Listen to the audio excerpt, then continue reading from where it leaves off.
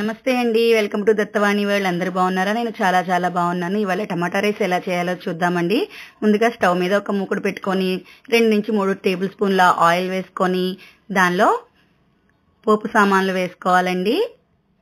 శనగపప్పు, మినప్పప్పు, జీలకర్ర, ఆవాలు, ఎండుమిరపకాయలు వేసుకొని బాగా వేగించిన తర్వాత అందులో ఇంగువ, ఒక 2 చిటికెళ్ళ ఇంగువ వేసుకోవాలి. పచ్చిమిరపకాయలు, కరివేపాకు వేగిన తర్వాత అందులో ఉల్లిపాయలు కూడా వేసుకొని కలియబెట్టుకొని తర్వాత దాంట్లో టమాటా చిన్న చిన్న ముక్కలుగా చేసుకున్న టమాటా ముక్కలు, ఉప్పు, పసుపు వేసుకోవాలండి.